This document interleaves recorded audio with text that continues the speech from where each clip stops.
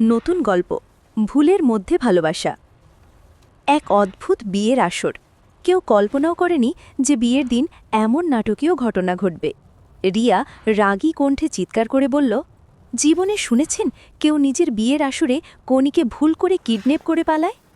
সামনে গাড়িতে হেলান দিয়ে বসে থাকা আরিফের মুখে কোনো ভাবান্তর নেই। তার নীরবতায় রিয়ার রাগ যেন আরও বেড়ে গেল। এই যে আপনাকেই বলছি, কোথা থেকে যে এমন পাগল ধরে এনে আমার বাবা আপনার সাথে দিদির বিয়ে ঠিক করেছিল কে জানে। আরিফ শান্ত গলায় বলল, দেখো, এটা তোমারই দোষ। আমার প্ল্যান তো দারুণ ছিল।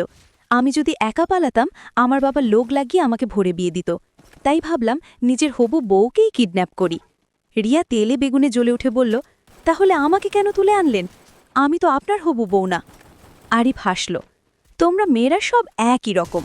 বিয়েতে একজন বউ হয় আর বাকি 50 জন বউ সেজে ঘোরে। তোমাদের মেকআপের আড়ারে কে বউ কে বোন আমি কি করে বুঝব? আর তোমার দিদির সঙ্গে তোমার মুখের মিল দেখে আমি কি জানতাম? রিয়া হতাশ হয়ে বলল, ভাই, কিডন্যাপ করবেন ঠিক আছে, কিন্তু যাকে তুলবেন তার একটা বায়োডাটা তো দেখে নেবেন। আরিফ ভ্রুকুচকে বলল, আমি কি পেশাদার কিডন্যাপার যে এত খোঁজ খবর নিয়ে তুলব? আর তুই তো গাড়ি বন্ধ কর, আমি তোর থেকে বয়সে অনেক বড়। রিয়া দীর্ঘশ্বাস ফেলে বলল, আমাকে বাড়ি ফেরত পাঠান, নইলে আমার বাবা ভাববে আমি কারো সঙ্গে পালিয়েছি। আরিফ ঠাটার সুরে বলল, পালাচ্ছিসই তোর দিদির হবু বরের সঙ্গে। রিয়া চারপাশে তাকিয়ে কিছু খুঁজতে লাগল। হঠাৎ একটা গাছের ডাল হাতে নিয়ে আরিফের দিকে তেড়ে গেল। পেটাবো কিন্তু। আরিফ হেসে বলল, ভয় দেখাচ্ছিস?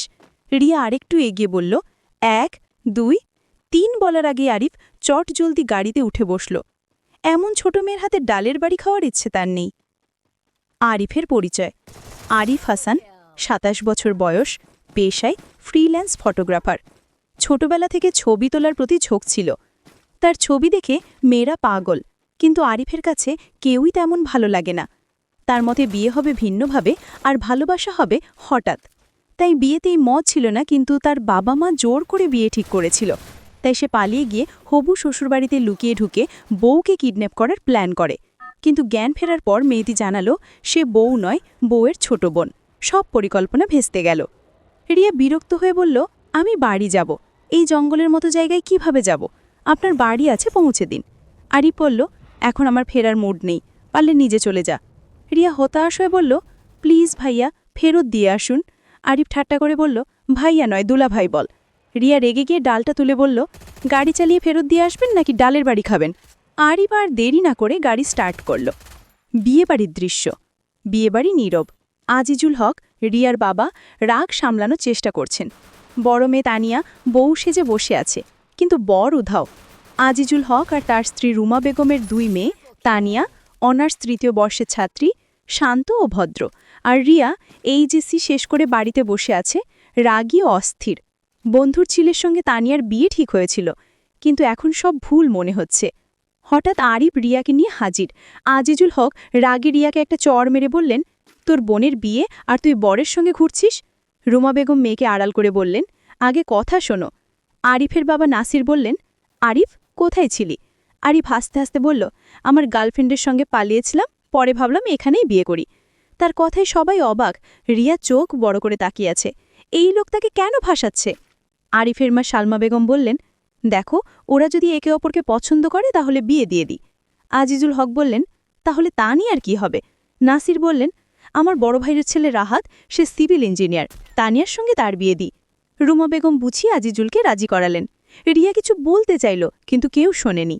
বিয়ের পর রিয়া ও আরিফ, তানিয়া ও রাহাতের বিয়ে হয়ে গেল। 2 বোনকে এক রুমে রাখা হলো ফ্রেশ হওয়ার জন্য। সালমা বেগম ও রাহাতের মা নাজনীন বেগম খাবার নিয়ে এলেন। নাজনীন হেসে বললেন, বিয়ে হয়তো হঠাৎ হয়েছে, কিন্তু ভয় পেও না, আমরা তোমাদের মায়ের মতো। রিয়া বলল, আপনারা অনেক ভালো। তানিয়া মুচকি হেসে বলল, দোয়া করবেন আমাদের জন্য। রাতে রিয়া তানিয়াকে বলল, আপু, আমি ওই পাগলের সঙ্গে থাকব না। তানিয়া হেসে বলল, আরে বুদ্ধু, শ্বশুরবাড়িতে এসেছিস, একটু মানিয়ে নে। রুমে ঢুকে রিয়া দেখল আরিফ ইচ্ছে করে দেরি করে এসেছে। রিয়া তাকে জাল দিয়ে আটকে ফেলল। এটা কি, আমি মাছ? রিয়া বালিশ ছুঁড়ে বলল, বিছানা আমার, তুমি নিচে ঘুমাও। আরিফ হেসে বলল, ঘর আমার, বিছানা আমার, তুমি তো বোনাস।